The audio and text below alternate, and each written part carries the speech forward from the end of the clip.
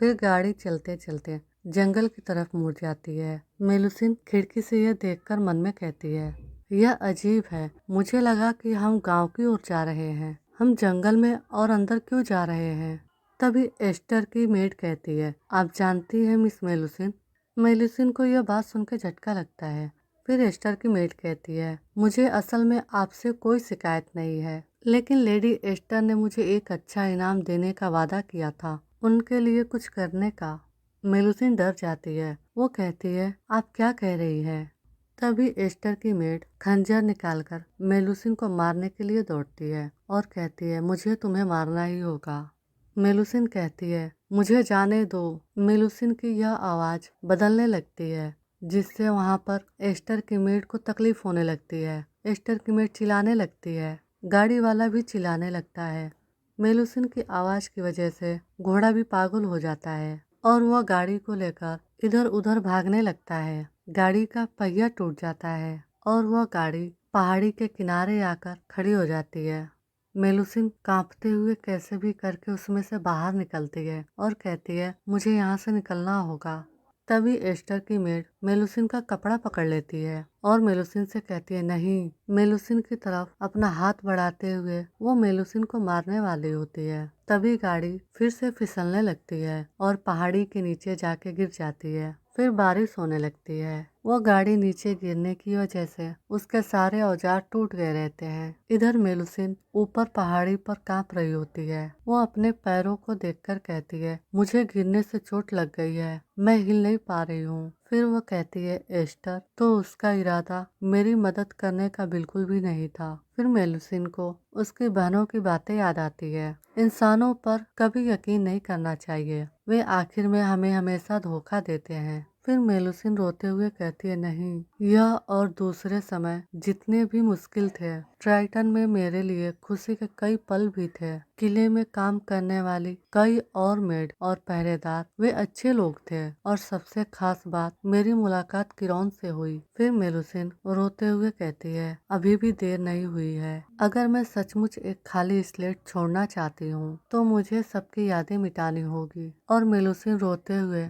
बरसेउज गाने लगती है। वो बरसेउज गाती है, मेरा गीत आपके दिल तक पहुँचेगा और तुम्हारे दिल से यह समुद्र में बह जाएगा, इसलिए प्लीज मेरा इंतजार न करे, मेरे लिए रुके मत। फिर नेक्स्ट सीन में हम देखते हैं, एक नौकर एडवर्ड से आके कहता है, योर ग्रेस ने अपनी जीत हासिल करने का संकेत दे दिया है। उन्होंने कहा है कि वो गद्दार को खुद आपके सामने लाएंगे। एडवर्ड कहता है, अच्छा ऐसा है क्या? मेरे चाचा एक बार फिर जीत कर आए हैं। जब तक मैंने सिंहासन ग्रहण नहीं किया था तब तक मैं यह नहीं समझ पाया कि ऐसा क्यों हो रहा है। चाचा ने साम्राज्य के लिए चाहे जितनी भी जीतें हासिल की हो, डैड हमेशा उसे चिंता भरी नजरों से देखते थे और मुझे मजाक से डर लगता था जिस नजर से डैड ने मुझे देखा।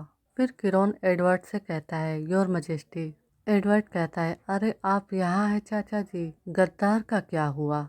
किरोन कहता है, मैं उसे यहाँ लाया हूँ ताकि आप उसे फांसी दे सको। एडवर्ड कहता है, इसकी जरूरत नहीं होगी, आप मेरे लिए यह काम कर सकते हैं। किरोन कुछ नहीं बोलता, फिर कहता है, मैं ऐसा नहीं कर सकता योर मजेस्टी। एडवर्ड चौंक के कहता है, तुम्हारा इससे क्या मतलब है? क्या आप मुझसे यह उम्मीद करते हैं कि मैं खुद तलवार उठा लूं? किरोन कहता है, हाँ, यही करना सही है।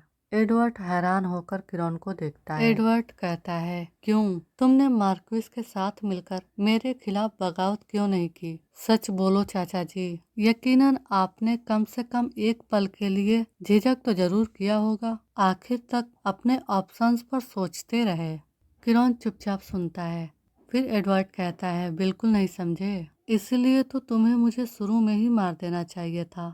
फिर किरोन एडवर्ड से कहता है, अगर मैंने कभी सिंहासन की ख्वाहिश की होती तो आपको तो कभी ताज पहनाया ही नहीं जा सकता था। एडवर्ड कहता है, क्या? फिर किरोन अपनी तलवार को निकालते हुए कहता है, योर मजेस्टी। यह देखकर एडवर्ड डर जाता है। किरोन अपनी तलवार एडवर्ड को देते हुए कहता है, अगर आप श्योर करना चाहते हैं ताकि कोई भी दोबारा आपकी पोजीशन पर लालच करने की हिम्मत न करे, फिर खुद इसकी जांच कर ले। एडवर्ड वो तलवार लेकर देखता है, फिर किरोन से कहता है, तुम ऐसा क्यों करते हो? क्या तुम सिंहासन की ख्वाहिश नहीं रखते? किरण चुप हो जाता है, फिर कहता है क्योंकि सिंहासन वो कभी मेरी चाहत नहीं थी। मुझे लगता है कि यह कहना ज्यादा सही होगा। अब मुझे इसके लिए कोई चाहत नहीं है। यह कहकर किरण वहाँ से जाने लगता है। एडवर्ड हैरान होकर किरण को देखता है और अपने मन में कहता है, मैं कभी जीत नहीं सकता। मुझे हमेशा से ही उनकी वो मजबूत सोच धारणा नापसंद रही है। मुझे उम्मीद थी कि मैं उसे जलपरी का इस्तेमाल करके उसे थोड़ा और एक्साइटेड कर सकूंगा, लेकिन मुझे इसका जिक्र करने का मौका भी नहीं मिला। तभी एडवर्ड कहता है, रुको, जलपरी? मैं क्या एक बच्चा हूँ? मैं जलपरियों के बारे में क्यों सोच रहा हूँ? शायद मैं आखिरकार पागल हो गया हूँ। मेलुसिन के याददाश्त मिटाने की वजह से एडवर्ड के जहन से भी मेलुसिन की यादें चली जाती है। फिर हम दूसरे सीन में देखते हैं, मेलुसिन सोई रहती है। वहाँ कोई कह रहा होता है, अरे वह हिल रही है। फिर कोई उससे पूछता है, तुम ठीक हो? मेलुसिन आंखें खोल के चुपचाप उन्हें देखती है। एक लड़की कहती है, चुप रहो, इतनी जोर से मत बोलो। दो बच्चे मेलुसिन को देख रहे होते हैं। फिर एक लड़की कहती है, ओह माय गॉड, वो तो बिल्कुल एक एंजल जैसे दिख रही है। मेलुसिन उन दोनों को देखकर मन में कहती है, ये बच्चे कौन है? फिर वो लड़का कहता है, एंजल जैसी कोई चीज नहीं होती बेवकूफ। मेलुसिन अपने मन में कहती है, उसके सिर पर एक निशान है। फिर मेलुसिन उस बच्चे से पूछती है, क्या तुम रेन हो? वो दोनों चौंकते हुए कहते हैं, आपको ये कैसे पता चला? फिर वो लड़की कहती है, मैंने तो तुम्हें हमारे गांव में पहले कभी नहीं देखा। या फिर आप आर्च ड्यूक के महल में काम करती हैं जहाँ एनी रहती है। तभी पीछे से एक औरत देख के कहती है, क्या तुम दोनों चुप रहोगे? फिर वो लेडी उन दोनों बच्चों से कहती है, बाहर जाओ, रॉन को सेट ठीक करने में मदद करो। वो दोनों बच्चे एक साथ कहते हैं, ठीक है। उन दोनों के जाने के बाद वो लेडी मेलुसिन से कहती है, मुझे माफ करे, क्या उन दोनों ने तुम्हें जगा दिया? तुम कैसा महसूस कर रही हो? मेलुसिन उस लेडी के चेहरे को देख के मन में कहती है, वो चेहरा, वो जरूर एनी की माँ होगी। वो लेडी कहती है, मेरे बेटों ने आपको चट्टान के किनारे बेहोश पाया और आपको यहाँ ले आए। हमने आपके चोटों का इलाज किया। फिर वो लेडी मेलुसिन के पास कुर्सी पर बैठते हुए कहती है, अगर आपको कहीं भी दर्द हो तो बस बता दीजिए डियर। अब आप माँ बन चुकी है, आपको अपना ख्याल रखना ही होगा। मेलुसिन चुपचाप उस लेडी को देखती है और कहती है, यह एक सीक्रेट है। वो लेडी कहती है, हाँ बिल्कुल। फिर वो लेडी मेलुसिन से कहती है, आप ठीक होने तक यहीं रह सकती है। अपने दिमाग को ख्यालों में मत उलझाओ, बस आराम करो। मेलुसिन कहती है, ठीक है, थैंक यू। फिर नेक्स्ट सीन में हम देखते हैं, इयान कहता है, योर ग्रेस, आज ड्यूक वापस आ गए हैं। वो किरण से कहता है, congratulation on your victory your grace. आप कैसा महसूस कर रहे हो? किरण कहता है, आपका क्या मतलब है? फिर इयान कहता है, आप लगभग 2 महीने से ठीक से सो नहीं पा रहे हैं। किरण कहता है, वेल, आज से यह बदल जाएगा। फिर किरण पीछे मुड़ता है। इयान कहता है, माफ करे। तभी किरण एनी को देख के कहता है, तुम यहाँ हो? मेलुसिन कहाँ है? एनी डर से कहती है, मेलुसिन योर ग्रेस, मुझे माफ कीजिए, लेकिन आप किसका नाम ले रहे हैं? ऐसा सुनते ही किरण सहम जाता है। वो दौड़ के मेलुसिन का कमरा खोल के देखता है। इयान कहता है, योर ग्रेस, जब से आपने इस किले पर राज किया है, इस जगह यह हमेशा से खाली पड़ा रहा है। यह सुनते ही किरण चौंक जाता है। देन हम नेक्स्ट सीन में देखते हैं, मेलुसिन उन छोटे बच्चों के साथ खेल रही होती है। वो उनके साथ खाना भी खाती है। मेलुसिन उनके साथ काफी अच्छा समय बिता रही होती है। फिर वो उदास हो जाती है। फिर हम देखते हैं, मेलुसिन रेन के पास बैठी होती है। रेन मेलुसिन से कहती है, क्या आपको इस फूल का नाम भी पता है? मेलुसिन कहती है, हाँ, यह है फ्रीसिया के फूल।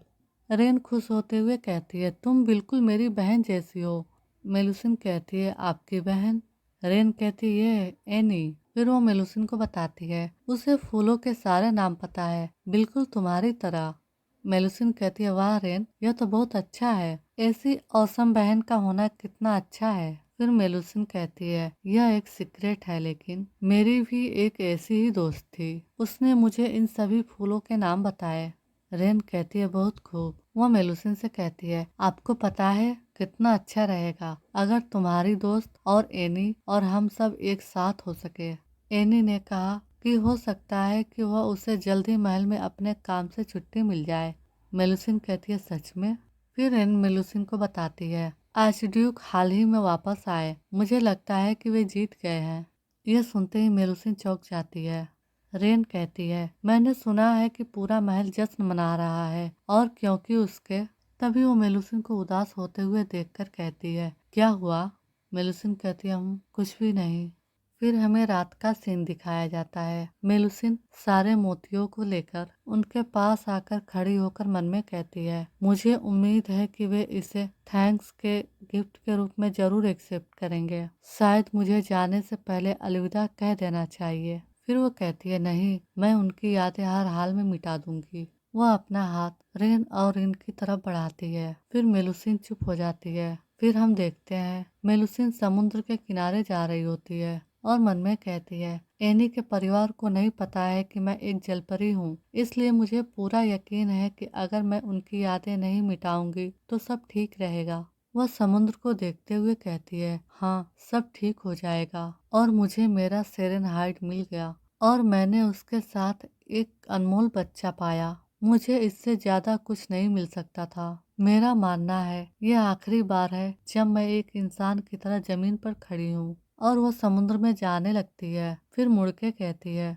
हमेशा के लिए अलविदा मेरे डियर सेरेनहाइट। फिर दूसरे सीन में हम देखते हैं किरोन और इयान उस गाड़ी के पास खड़े रहते हैं जिसमें मेलुसिन और एस्टर की नौकरानी थी, जो ऊपर पहाड़ी से नीचे गिरकर टूट गई होती है। इयान किरोन को बताता है, गाड़ी चालक और नौकरानी दोनों लेडी एस्टर के लिए काम करते थे।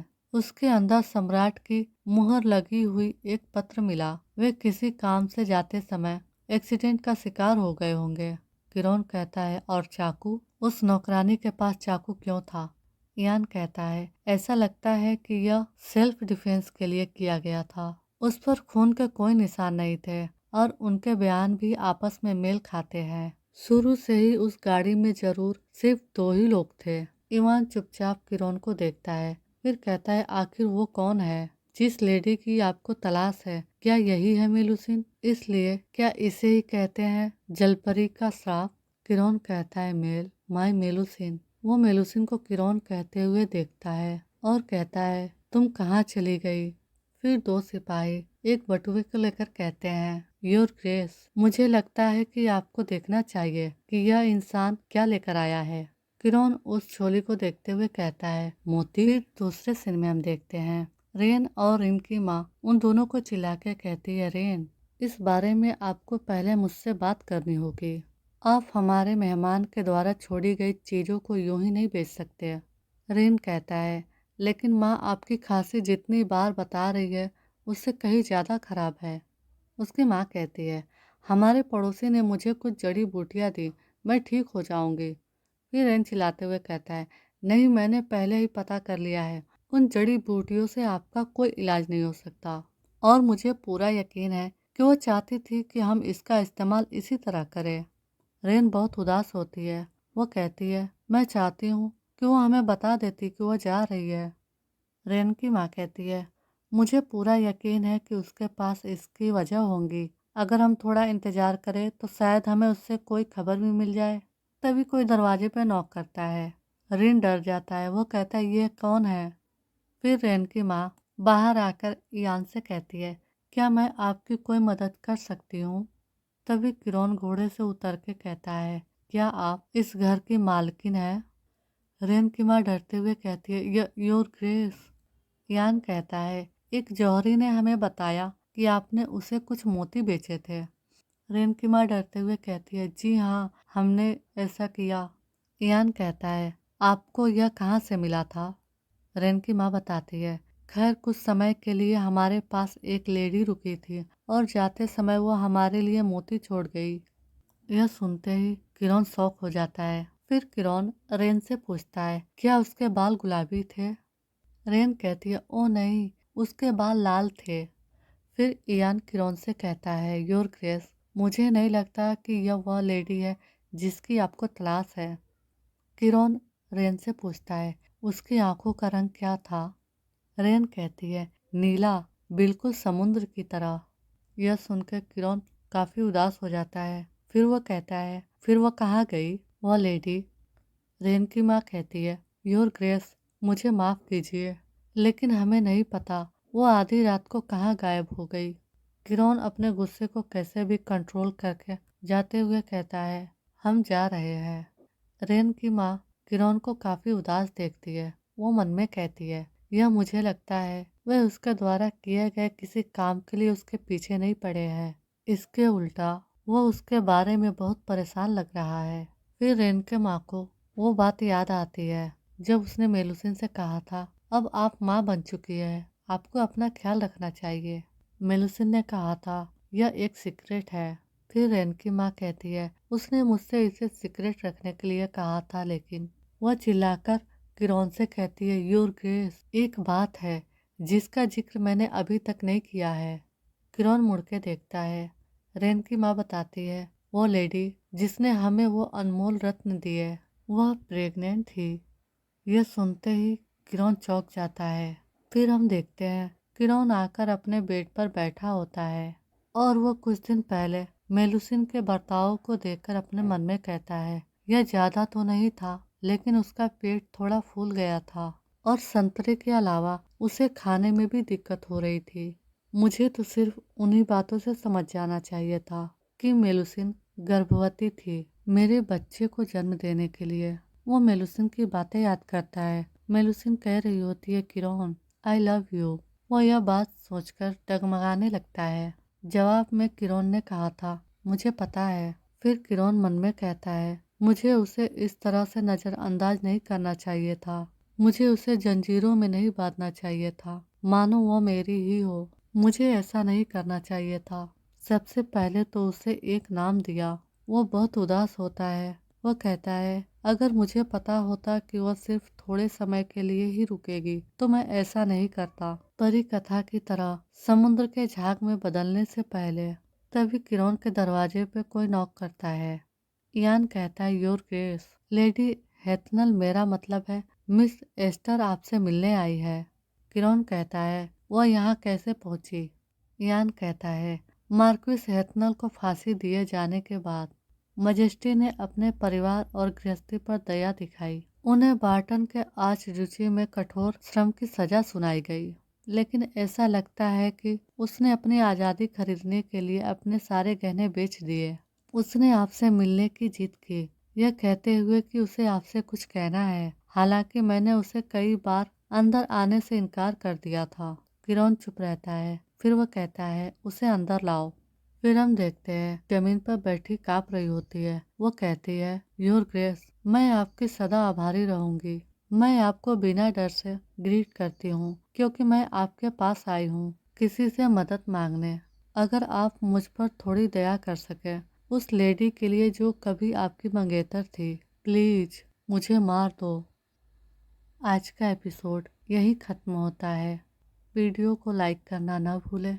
मिलते हैं अगले एपिसोड में।